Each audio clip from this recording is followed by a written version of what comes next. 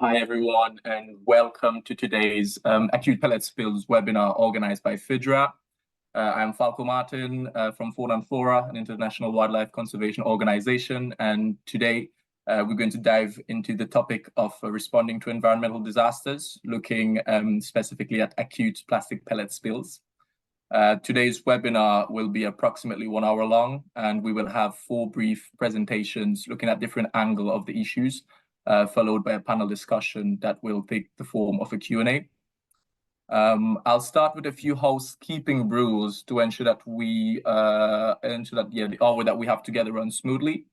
So first of all, can I please ask everyone to turn off their mic during the presentation of our speakers? I see a few mics on, so just to ensure that we're all good during the presentation, please make sure to turn your mic off. And then be aware that this webinar is being recorded, and it will be made available on the Fidra YouTube channel following the event. Please don't hesitate all along the webinar to put any of your question you have in the chat. We'll monitor the chat during the presentations, and we will come to the question during the panel discussion that will come afterwards.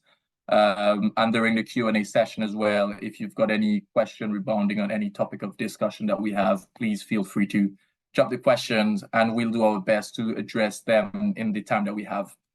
Finally, a quick comment to the speakers as well. Please can I ask you to stick as best as possible to the allocated time that you have. And speaking of our guests today, well, we've got an amazing panel with us, which will run through the topic of acute pellet spills. And the challenge linked to responding to this form of disaster. Speakers from all around the world will share insights of personal experiences with this form of spills that can occur both on land and at sea and have catastrophic consequences on communities, biodiversity, and socioeconomic activities. So we've got 6 guests with us today. Heather McFarlane from Fidra, who's been familiar with the pellet topic for many years and is working with civil society, governments, and industry to deliver solutions to chemical and plastic pollution. Lucy Padovani from Surf Rider Europe, who is supporting their work addressing pellet pollution since 2021, with a particular focus on European Union policy.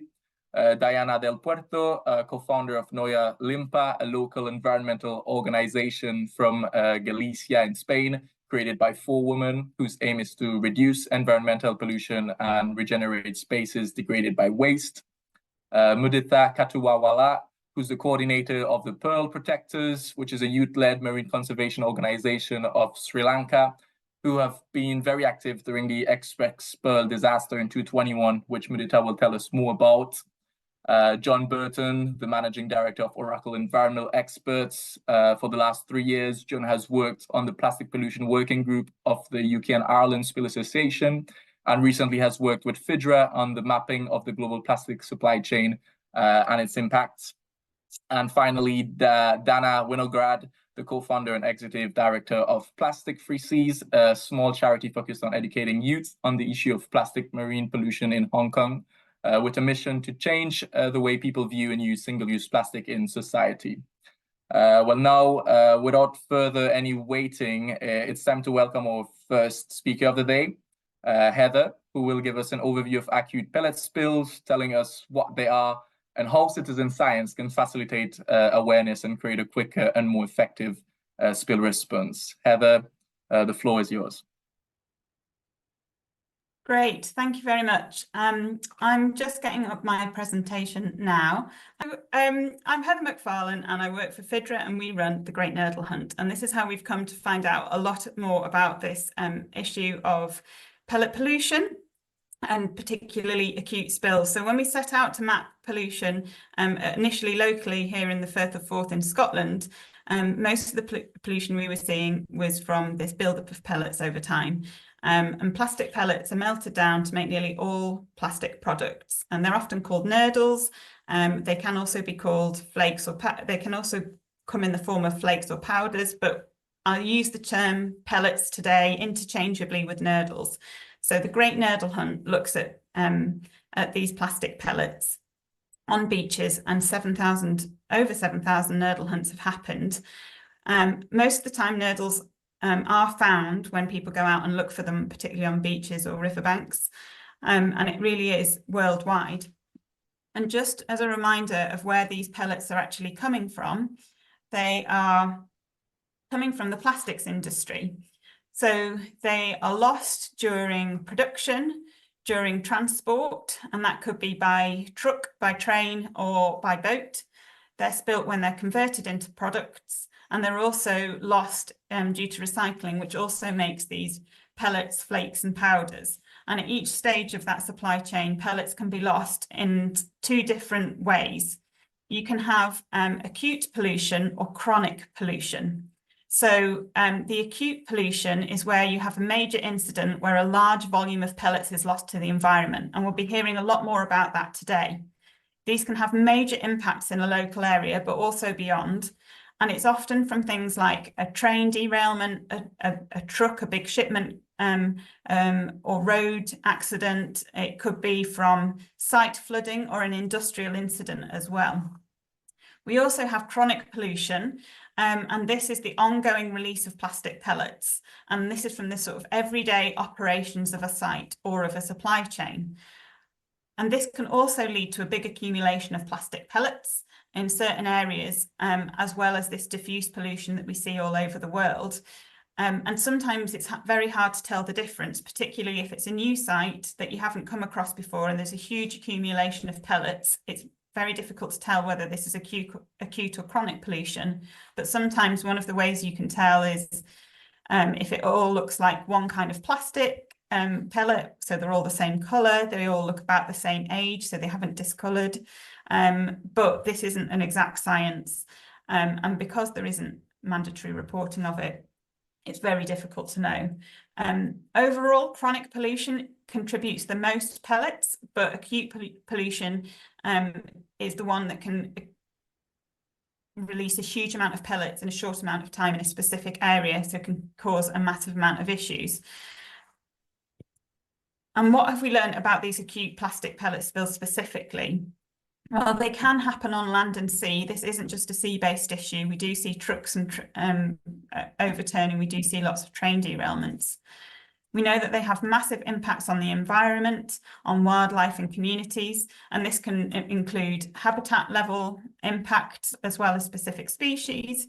And then you have impacts on access to the beach, which could impact communities in lots of different ways. You can impact fishing, impact tourism.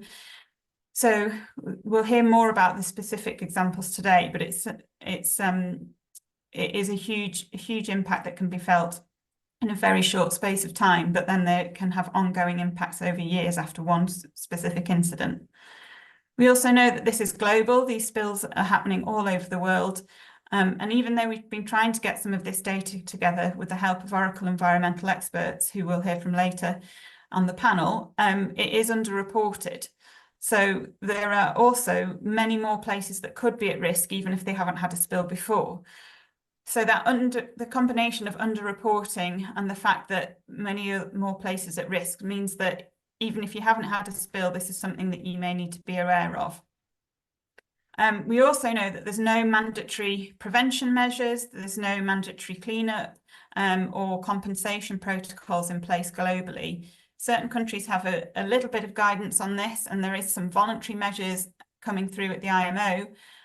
But there isn't anything that is in place at the moment that says what you have to do in the event of all spills in all places. So it is a really mixed picture. We've also learned that communities and NGOs are often first on the scene. So through our work with the Nurdle Hunt, we've got to know NGOs around the world, and they've often been the first ones to report these spills to authorities, and then some may have also got involved in the cleanup. So what is the picture that we've built globally? So working with Oracle, who produced this report on mapping the global plastic supply chain, and any of the figures that are in this presentation, you can either find on our hub or within this report, and you're welcome to download them and use them. And we've seen this growth in spills. So we've seen a rise in spills, and this is partly due to there being some more reporting, although it is still underreported, but it's also consistent with the growth in the plastics industry and the growth in shipping container traffic as well. And so far, for acute spills alone, we've got over 40 spills that have been logged. But as I said, we know that this is just the tip of the iceberg. And most of these acute spills actually happen on land. So that could be on roads or on trains, or it could be the flooding of a specific site, for example. So what does that look like? Well, in blue, you'll see all the countries. There's 144 countries that are involved in plastic import and export. But even those countries that aren't actually producing plastic pellets, that are marked in red on here, could be at risk from a catastrophic event. And you can see that these shipping routes in red go all around the world and put countries that are not necessarily importing the plastic, not necessarily exporting the plastic pellets, but it does put them at risk as well. So there's nowhere that you could say, okay, they're not going to be at risk of either an on land or at sea spill. If we look a bit more in depth at the inland spills, North America has had quite a lot of train derailments. There's been, since we did this slide, there's been 2 more that we know of. So it does also beg the question, how many more have gone unreported? And one of the risk points that we think there are is these intermodal hubs where you have transport, you have various different transport sort of interchanges. And as you can see from this image taken from the Oracle Map in the Global Plastic Supply Chain report, these are huge sites with a lot of plastic going through them. You can also see that the shipping routes are putting Africa at risk, and there's also these inland ports marked as little anchors on this diagram here. So you've got the shipping routes around the outside, and then you've got these inland places as well. So both of those can put countries and environments at risk of spills. And indeed, we have seen spills along various different shipping routes. So one of the major shipping routes is between the Gulf states and China. And if you look along this shipping route, there has been a number of spills, some of which we're going to be hearing about from our speakers and panelists today. In terms of the impact of those spills, these can be particularly difficult to deal with if you're an island country. They can be a real risk if you have got sensitive habitats. And also these can be countries that are highly dependent on tourism. And if you've had a major spill, then that is going to often close your beaches for tourism. So it can have an economic impact as well as an environmental impact, and of course, impact on the communities that are involved. So we are seeing that picture right along this route. We've got in our report a case study that Dana helped put together and gave us all the insights for. So I would refer you to the report to have an in-depth look at one of the case studies within that on the spill that happened in Hong Kong. So as we've been discussing, there's been impacts on local fishing, on endangered species, on designated habitats. So it is a huge impact that can happen in a very short space of time. So that just gives you an overview of some of the impacts of these spills and a context for it. If you want to find out more information, we do have an NGO hub, which has got lots of the resources that have been collected from NGOs around the world. And we're also trying to maintain a log of the global spills that are happening. So we've got a little bit of information on there of the type of details that it's useful to collect. As I said, there is no mandatory reporting. So in the meantime, we're trying to just keep on top of what spills are happening where. So if you do hear of any, please do let us know. And that's it from me. And I'll hand back over to Falco. Thanks a lot, Heather. Lovely presentation. I think great way to introduce today's topic. We should all have a clear idea of at least what acute spills are, and also all the risk associated to them and what has been going on in the past. It's just crazy to think that every country in the world is constantly at risk of more pellet spills.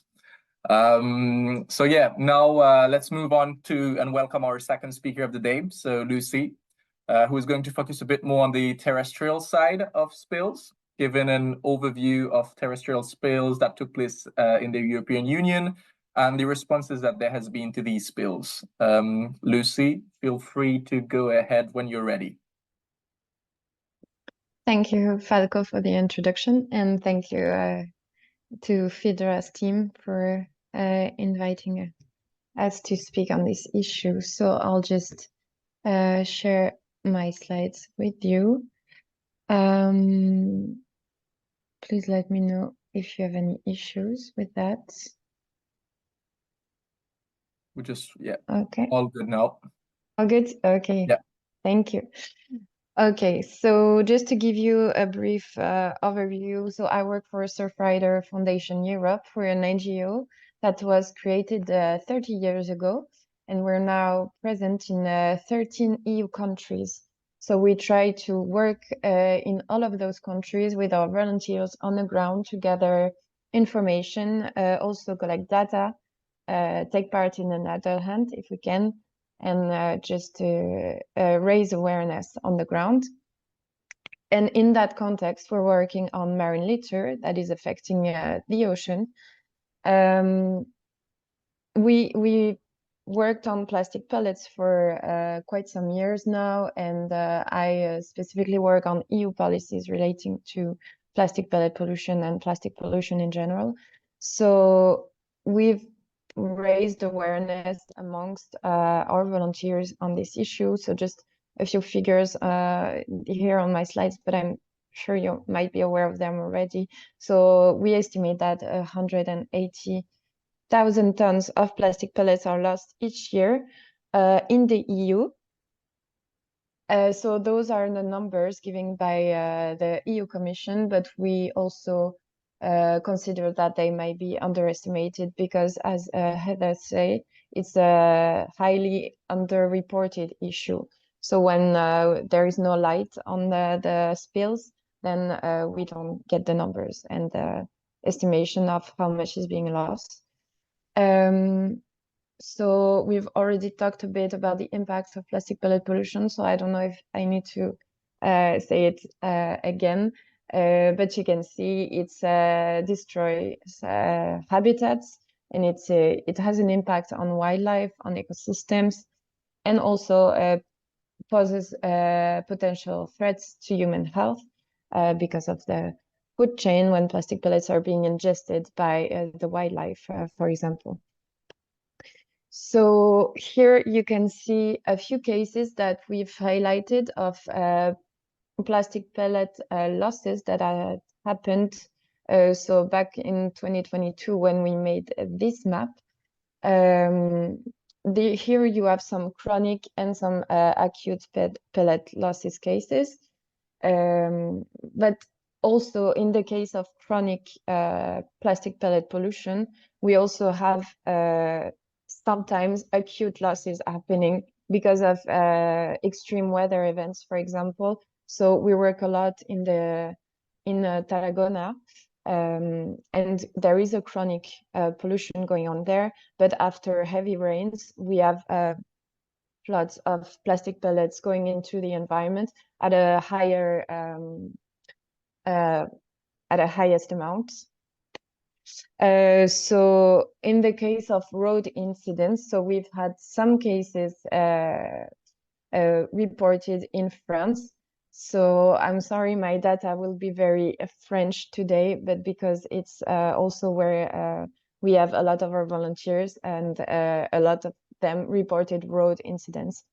So yeah, there was one, so you can see in 2016 and in 2019, a lot of plastic pellets were losses because of accidents. So not just the, how can I say, the structural losses that happen during transport whenever plastic pellets are being handled, but this is when there is a bigger incident, and then you have a huge amount of plastic pellet being lost into the environment. And in those cases, the local authorities were a bit unsure on how to proceed because, well, the easiest thing would be to just sweep it away, but we all know it's not the solution. So you can see, and then we've had 2 cases of container losses happening. So in France last year and this year, that also left the local authorities a bit, they were not prepared, of course, for the extent of the pollution that happened, and that spread all over their territory. So our responses to the spills, well, first to bring the issue to the press, communicate on social media, raise awareness. We also had volunteers on the ground, communicate on the issue, talking to the local decision makers. We've also supported some decision makers who decided to bring the issue to court to try to investigate or just to get remedies. So it's also a way for us to show support. And of course, with our volunteers, we also try to collect as much data as possible on this issue. So what is needed to avoid those issues? So I will not talk about cleanup techniques or what is needed in those cases. What is needed really is prevention. So we need a binding framework, and that's what we're working on right now at the EU level. There is a regulation being discussed, and we try to get the entire value chain, so including road transport, but also maritime transport. We try to get them under this regulation and to get them to have to apply measures to prevent those spills, because once they happen, it relies on the local communities to clean, and it relies on the environment to pay the cost of this pollution. And it's not, it's not fair, but also it's not in line with the polluter pays principle. So we really need stronger prevention measures on this issue, really. So packaging, handling, training the staff. And then, of course, we need accountability when this pollution happens, who is paying and who needs to act in the end. So yes, if you have any question, I am available, and otherwise, thank you for your attention. Thanks a lot for this, Lucy. Very useful insight, and clearly 100% agree with you. Prevention is key. We really need strong regulation on this topic to, well, prevent pellet loss from happening. So now that we saw what spills can look like on land and at sea, it's now time to look at another recent example of maritime spill. Diana from Neue Limpa is now going to provide us with her personal experience during the catastrophic Galicia pellet spills, which occurred at the end of last year on the Atlantic coast of the Iberian Peninsula. Diana, the floor is yours. Thank you very much. Hello, everyone, and thanks for having me here today. So my name is Diana, and I'm the media director. I'm a media director and one of the founders of Neue Limpa, which is a very small organization created by 4 women in Neue, where I am from. Our work focuses on reducing environmental pollution in our area because we consider it is one of the biggest threats to life. And we like to regenerate our spaces degraded by waste. So we were the first ones to raise the alarm of the pellet spill in Galicia. So on just 20 years after the Prestige oil spill, Galicia faced another disaster. So on the 13th of December, we started to see all these sacks and noodles spread all over our coast. So we didn't know anything about it. We wanted to hear what was happening. So we saw online that there was like a massive collection of these sacks and pellets in one of the beaches in our area. So we thought, oh, but it's strange that it's going to be just in one beach. So to know the magnitude of the problem, we started to see, oh, has someone seen anything else? And yeah, asking online, people started to send us photos of other areas receiving these sacks and this massive amount of pellets, as you can see in the pictures.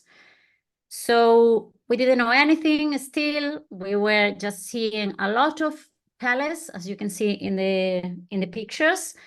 And just after, starting to investigate a little bit, we were told that on the 8th of December, the Toconao ship operated by Maersk lost 6 containers, but only 1 container was carrying pellets. So we didn't know in that time what we were carrying the other containers.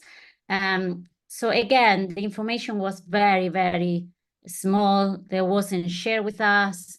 We had to do a lot of investigation, a lot of sharing online to kind of knowing what was happening to our coast. So yeah, so we, everybody collectively were very worried what was happening, and going to the beaches and seeing if they were finding some pellets. So in less than a week, we created a map just to point where people were sending us all these locations with bags or just the amount of pellets in one area. So as you can see, it was like all over Galicia, not just one beach in our estuary. It was actually spread all over and also reach Asturias and Cantabria. So very worried. People went and no responsibilities. Nobody was cleaning up.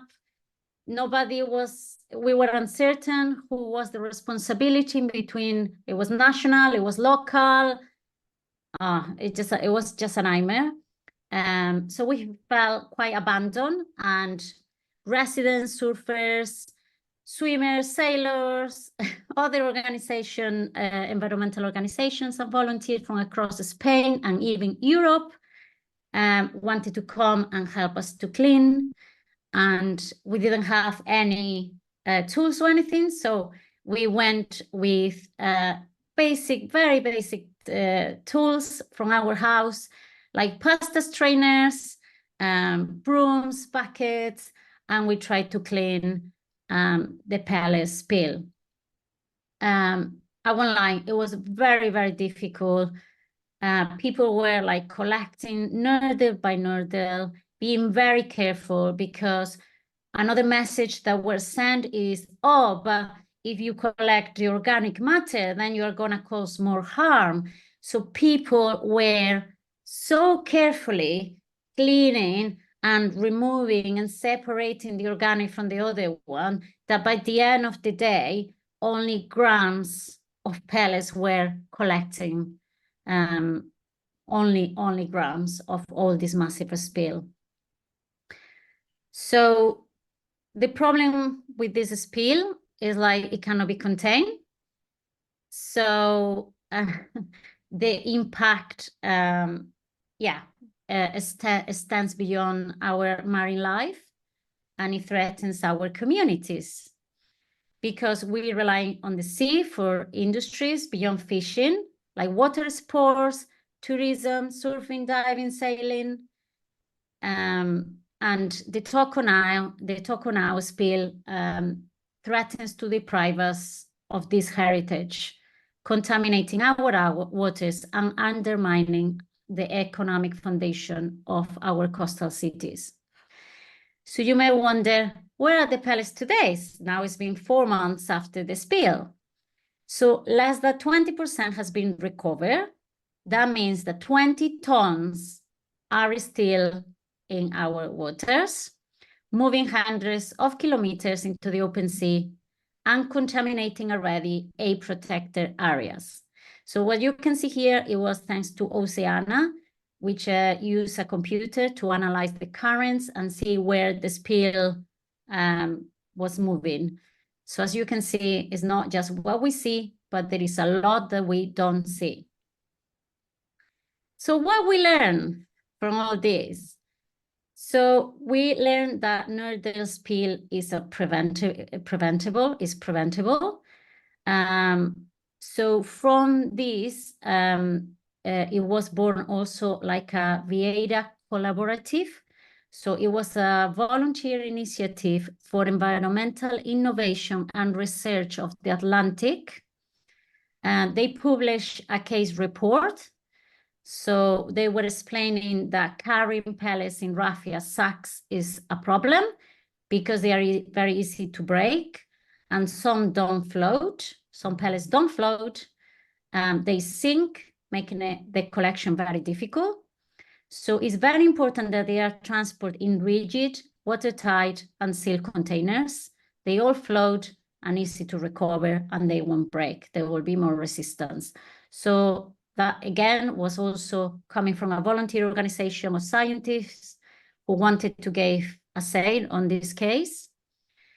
Another thing that we learned is nodal spill can affect any coastal communities, and most are not prepared to provide rapid and cleaning efforts.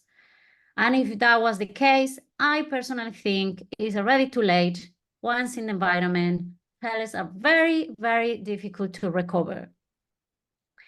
Another thing that we learned is that we need an ambitious regulation, one that ensures compensation for damage to the environment and neighboring communities, as well as requires all pellet operators to prevent, contain, and clean up the pellet spill.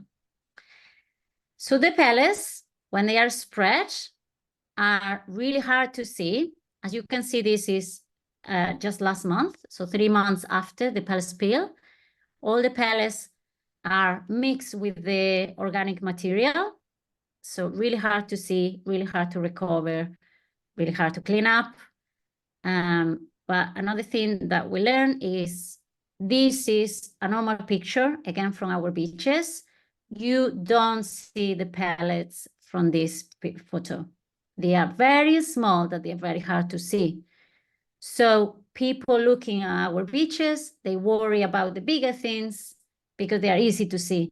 But they don't realize under all this plastic, there are also pellets hidden, and they are tiny, tiny, small, that they think may not be that problem, but there is actually a bigger problem because they are really that small that can cause more harm than the bigger ones. So yeah, that's all from me. If you have any questions later, I'm happy to answer some questions. And on behalf of the Galician people, thank you very much. Thanks so much for this, Diana. So sad to see the lovely coast of Galicia affected by such a terrific spill. Just a reminder to the audience, feel free to drop any questions for the speakers that you've heard so far. If you have any questions, drop them in the chat and we'll address them afterwards in our panel discussion. Now we're going to go to our last presenter of the day, so Mudita from the Pearls Protector, who is going to share us his experience during the X-Rex Pearl disaster in Sri Lanka and the role volunteers and civil society played in responding to the spills. Mudita, feel free to begin when you're good to go. Thank you so much, guys. Good morning, good afternoon, good evening, wherever you're joining from. So it's been 3 years and 4 days since the MV Express Pearl disaster.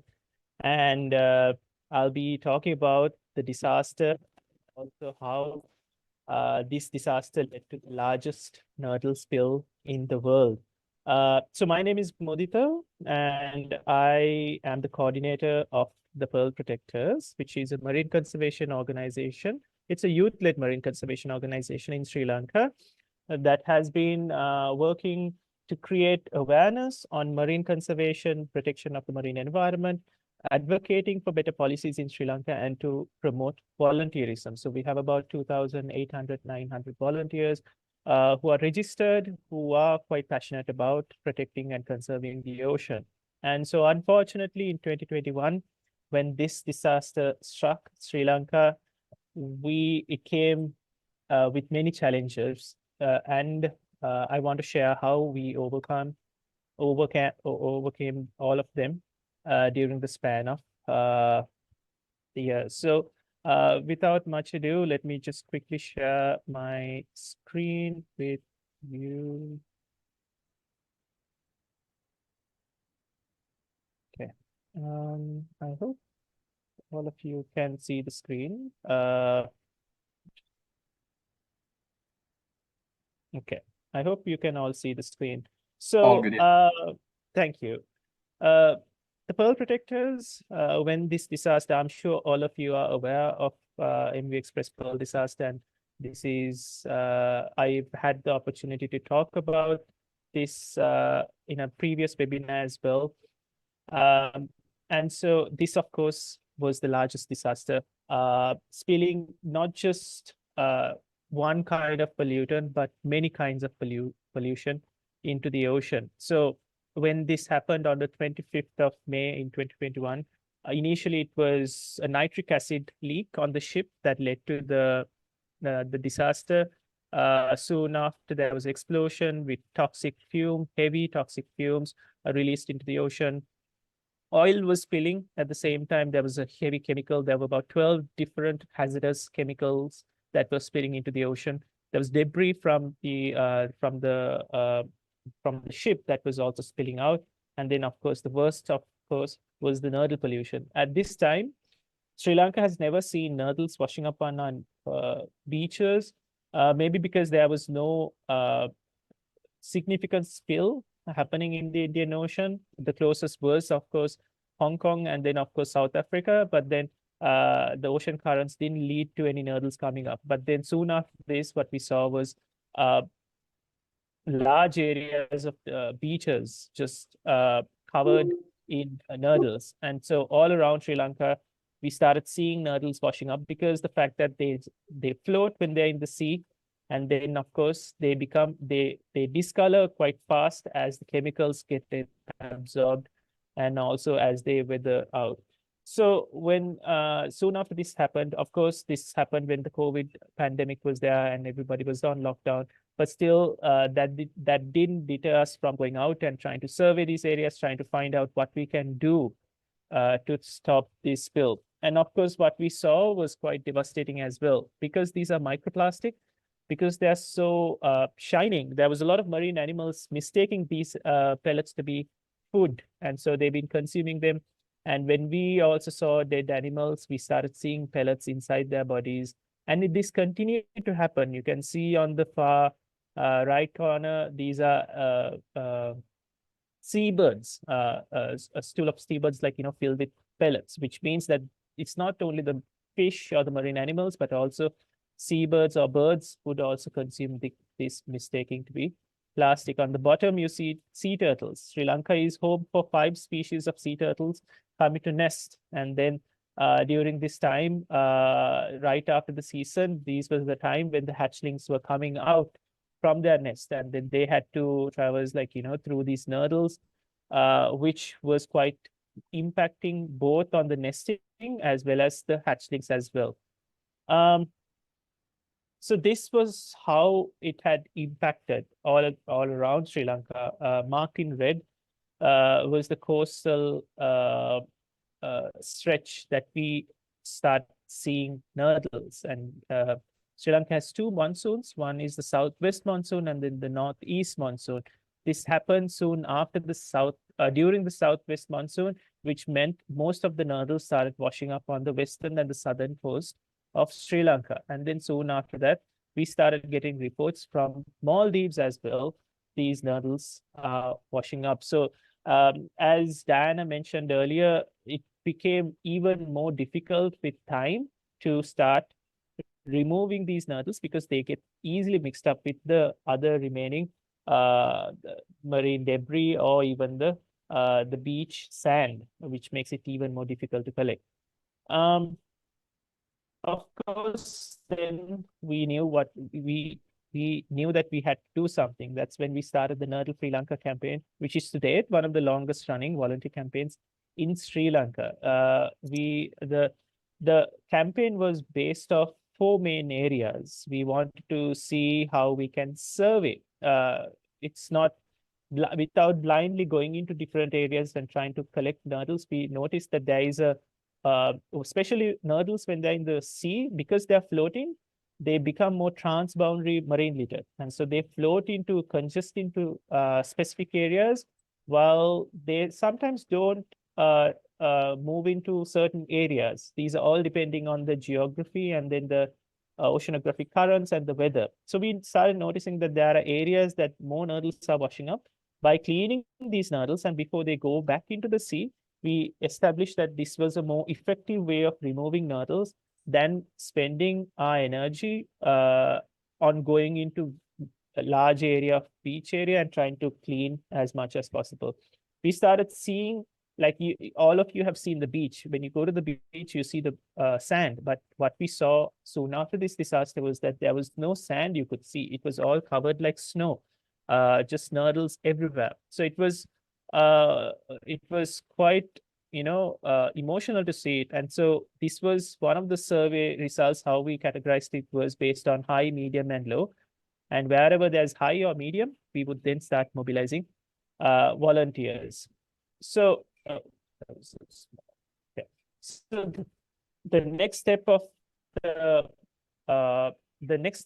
the campaign was to bring or manufacture or like come up with tools that we can, or sieves that we can collect nurdles with. At this time, we had two main challenges. We didn't have any way of bringing anything from outside of the country because this was the COVID lockdown. There was like import restrictions going on. At the same time, Sri Lanka's sand is very different from other sand that you see. It's very soft.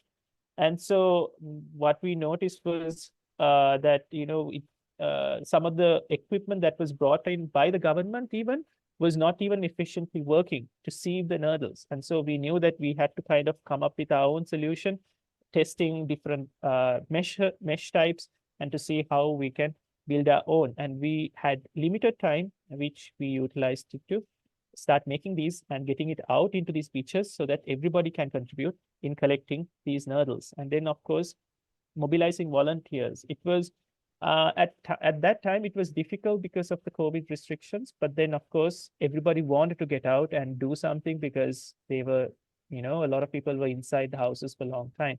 So we saw large number of volunteers coming out into the sea, coming onto the beach and helping us to remove these nurdles. And it was happening on a daily basis, on a weekly basis, which we eventually were able to pull out nurdles, both using sieves and a floating technique, which we sort of developed as we tested these nurdles and the beach along as we went along.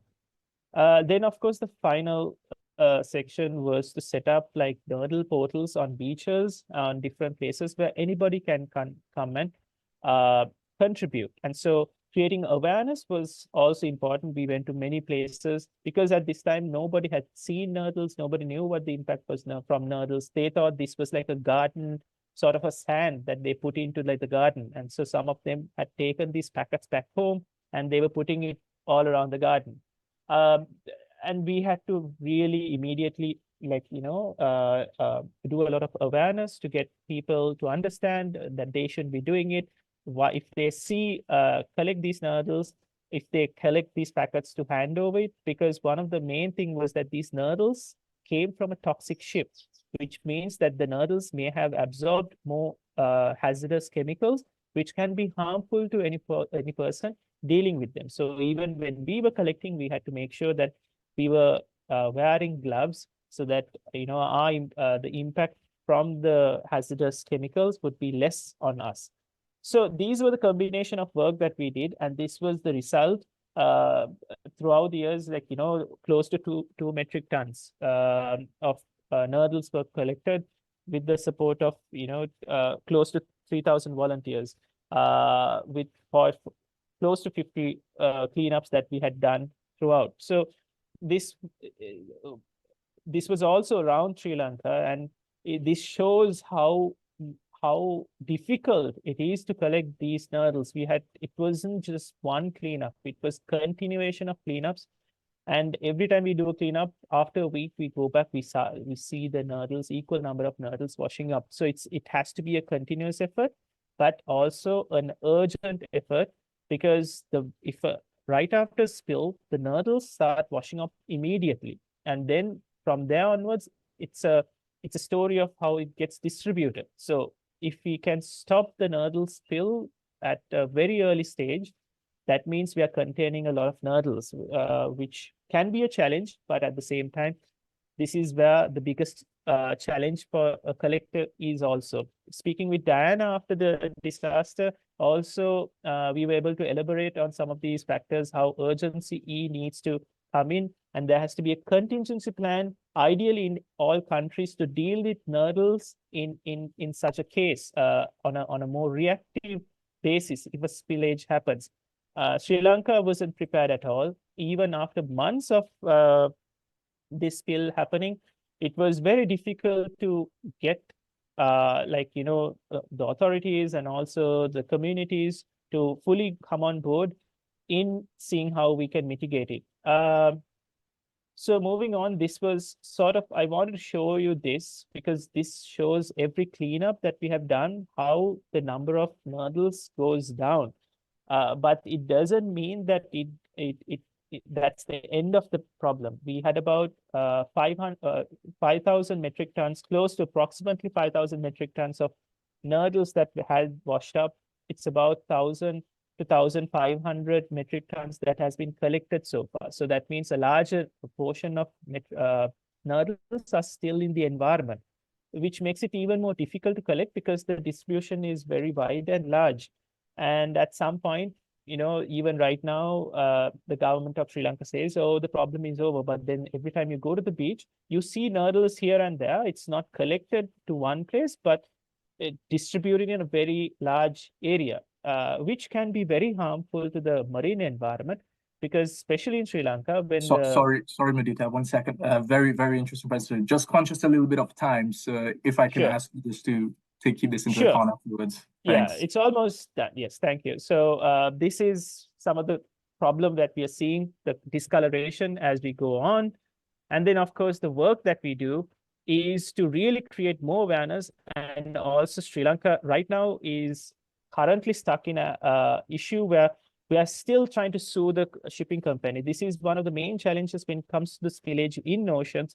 Most of the shipping companies responsible for this may try to deter this or try to influence local authorities or governments to move away from taking action on this. So this is what I think a lot of local communities, NGOs, and anybody working on this should really keep an eye on. So that really brings an end to my presentation. Happy to answer any questions. Thank you.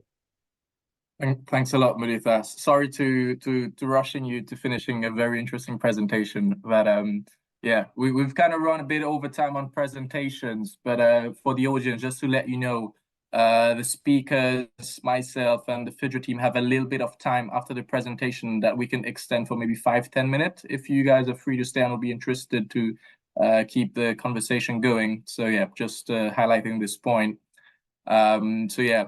I've seen lots of connection between the different presentations today, lots of different links. So now we're going to welcome John and Dana as well to join the panel discussion. Again, to the audience, please drop any questions you might have on different presentations that have just been done or to any of the guests that are here. I've got lots of questions after hearing all these wonderful presentations.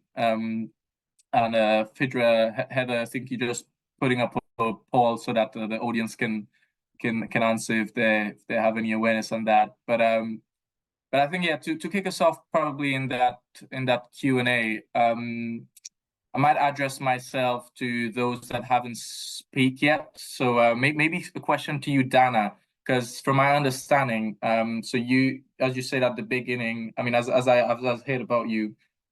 You've created the organization you work in, and as soon as you started, this spill in Hong Kong happened, right? I don't know if you've heard of NERL at that point, but yeah, what did you wish you knew before the spill happened? As someone kind of new to the topic, and as one of the members who have basically had the latest spill that you focus on. What advice do you have to other communities or NGOs that may be at risk of spills and who'd need to react in the case of a spill happening? So luckily, my co-founder Tracy, she had just come off of an expedition trip from Japan to Hawaii with 5 gyres. So she was very, we already knew about pellets, but she was quite aware of them. She had some connections. She knew who to call. We were actually in a very good position to be the organization that found this spill. And we were also able to pull together a small group of people who all were very skilled in certain areas. So it was actually Tracy, who was very knowledgeable already about the pellets. We had already been in touch with the government about pellets, and in the past we didn't have much traction with them though. But so she was quite familiar. And then we had an ex-police officer who knew his way around the government and who was very organized, very methodical, really could take control in a way that was really important at the time. And then we had someone, Gary, who was very good at social media and organizing things, pulling together people, pulling together community. So we had kind of covered all the areas that we really need to kick off this massive, what eventually became a massive cleanup, long time cleanup event. So what I really want to recommend is that you pull together people with the skills that are needed. If not, everybody's running around kind of not knowing what to do. And I guess it's hard to know when you have a spill, what do I need to know? But you need organization, you need to get facts. Our government, for example, needed peer-reviewed research. So we needed to get that for them quite quickly. You need to, get to the government very quickly. And one thing that we realized, and I've heard many people speak today about the importance of people, who's going to take responsibility, who's going to pay the remuneration. But you know what, when this first happens, there's no time for blaming. There's no time for, trying to figure out who's, pointing fingers and everything. You just need to get yourselves together and get the cleanup started, because as was just discussed for Sri Lanka, you have a short period of time where you can actually collect a lot of pellets. They're all there on the coastline. They're all there on the beach. So in our case, it was a typhoon. So there was still strong weather happening. So we needed to collect as much as we could in a short period of time, because after that, then they do start to disperse. But we did have quite a few weeks of lots of pellets on the beach in order to collect them. But those first few days, we were out there on the water with big kind of sieves and nets, and like nets with small spaces, and just getting them as they were floating in even. So my biggest, other than prevention is, of course, you need to act fast. You need to get in touch with organizations like this, find out from other people what you need to do, and pull people with a variety of skills into your team to help you if you can. Absolutely. Thanks a lot, Dan.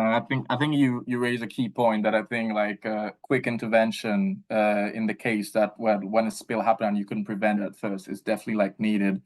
And then we really need to like incorporate that sort of, I think, experience and knowledge from those organizations and community that have been impacted. Like they're the one who faced it. They're the one who knew about it. Like even though pellet could be like a new topic, to people, we need to really like make use of these kind of experience. To just like find ways to really tackle the problem at source at the beginning.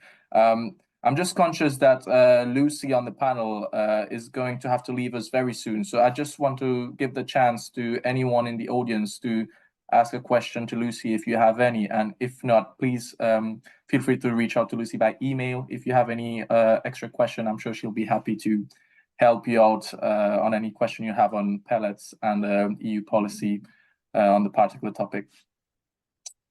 But if not, might have a question now to John. So are you? I've seen. So you've been working these last years with the UK and Ireland Spill Association. So trying to, let's say, scope what could be done in terms of spill remediation. What do you have any, let's say, recommendation or how how do you think could responses to spills be improved? And what following all these presentations, what lessons can be learned from how authorities respond to spills, you know, and how should we incorporate this?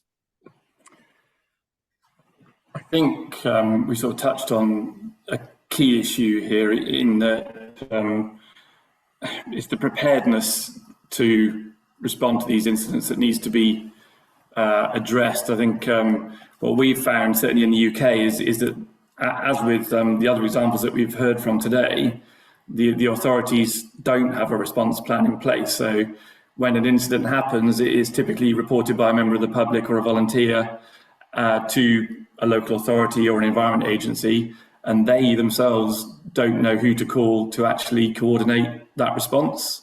So we've been working with the Environment Agency in England to try and establish a response plan so that should a significant incident happen, we know the kind of organisations that we need to talk to and that we need to call. And I think the reality is here that what we've been learning from in the Plastic Pollution Working Group of the UK and Ireland Spill Association is that this is really similar to oil, which is where most of the people in that organisation have got their experience. So there are oil spill response plans in place for each coastal local authority, for example. So the same should apply for plastics. So they should have a response plan in place in the event of a plastic spill occurring, and they should know who to call, and those people who they're calling will have the knowledge and experience and the right equipment to be able to respond to the different to spills in different environments within those regions as well.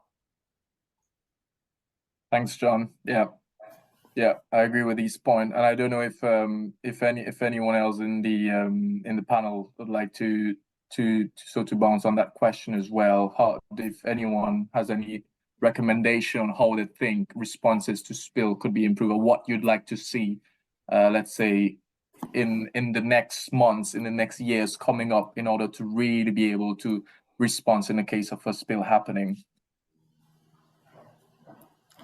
Yeah, I can come in there, Falco. I think absolutely we need these preparedness plans in place, but I think we also need to see some international leadership on this. So we need things like the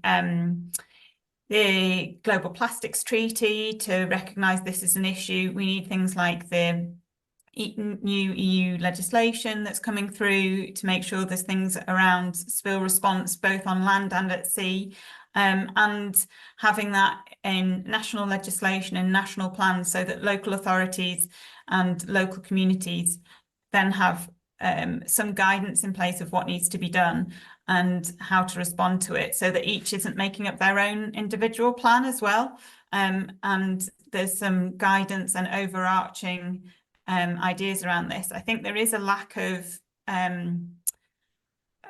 sort of agreed guidance and there isn't standardized equipment, there isn't standardized procedures, and in some ways there can't be, because we've got so many different environments, there's so many different communities that may or may not be able to be involved. It could be a spill combined, as we've seen, combined with something else.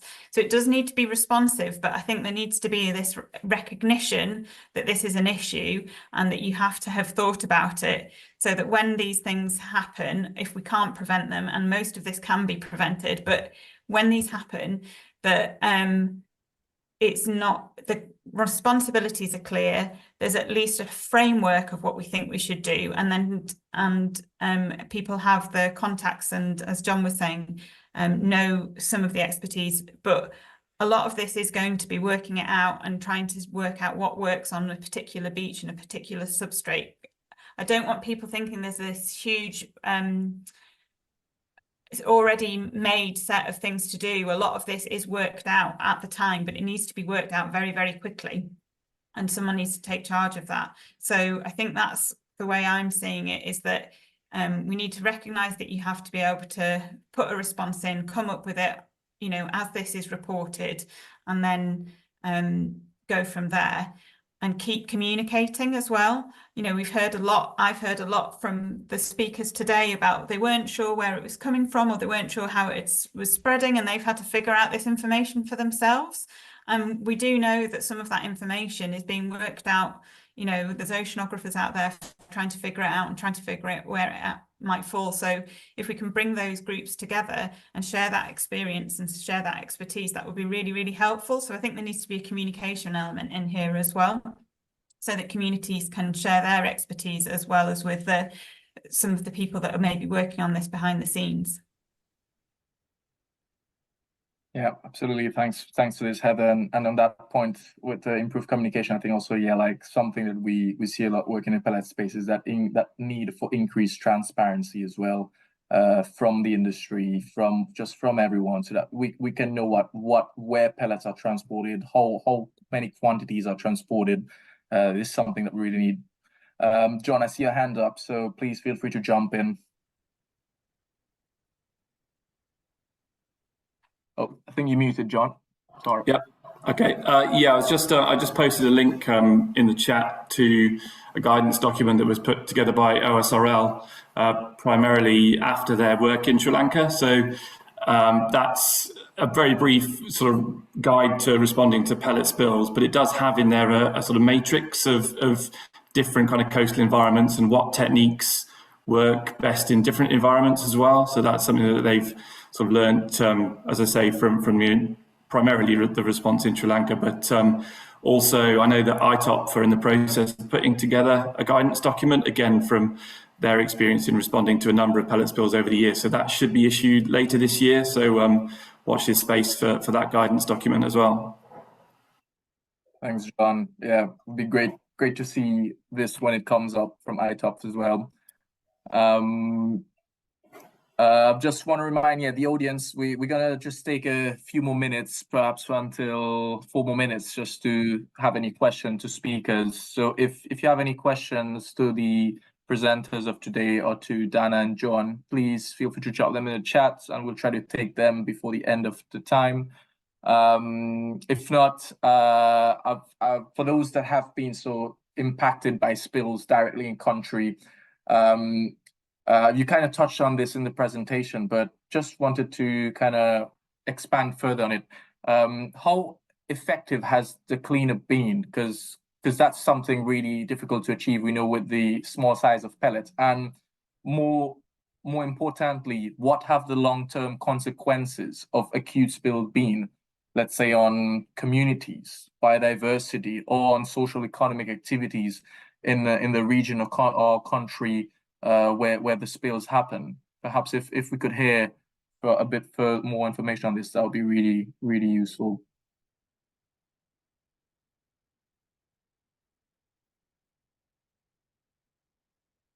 Do it. I can speak again if you'd like.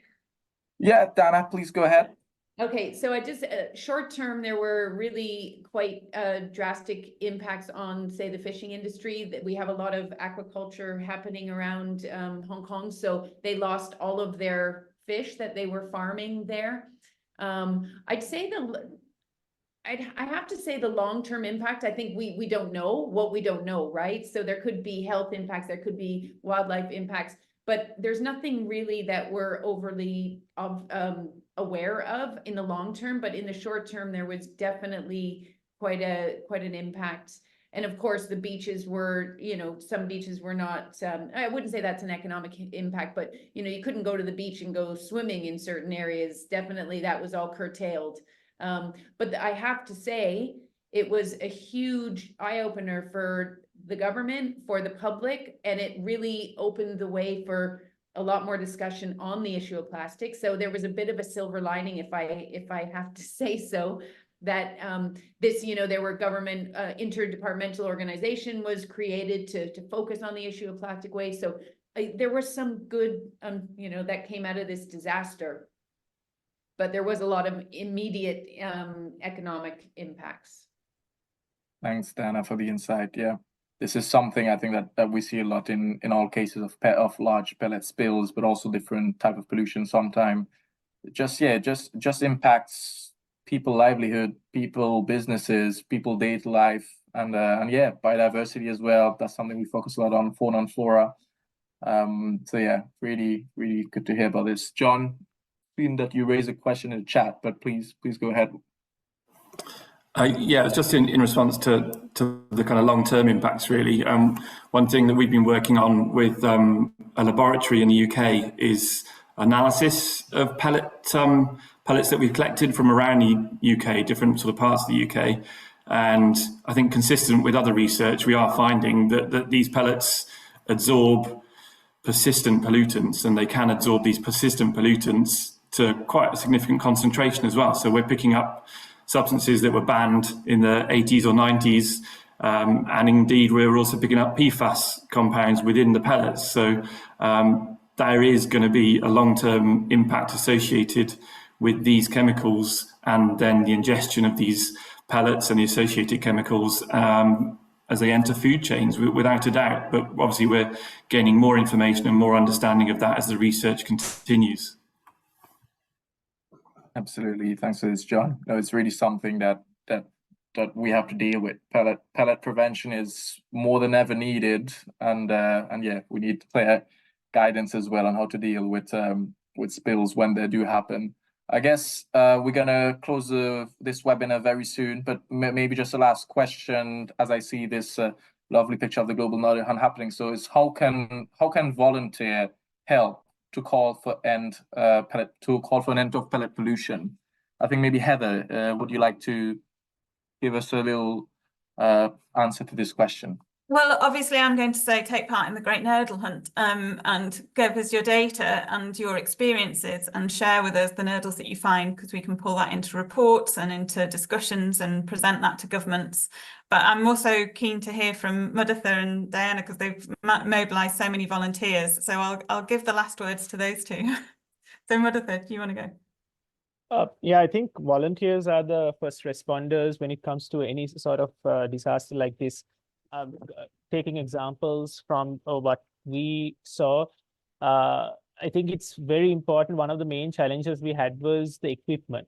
So if there's some sort of sharing of knowledge on how easily they can use day-to-day objects or like items, or what if they are to make it, what kind of items they can use to make some sort of sieve, that would be sort of the first, along with mobilizing volunteers. Mobilizing volunteers is a challenging task also.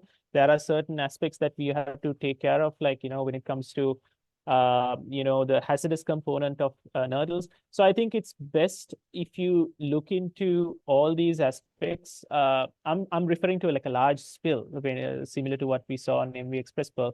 But then like nurdle hunts, like, doing isolated like volunteer activities also helps, but it all comes down to awareness and how inspired the volunteer would be to come and collect it. So sharing these gathered data with the volunteers itself, or seeing how they can reshare the work they've done, may inspire more volunteers. That's what we saw in Sri Lanka. Thanks, Muditha. Dana, don't know if you want to touch on this to close today's webinar.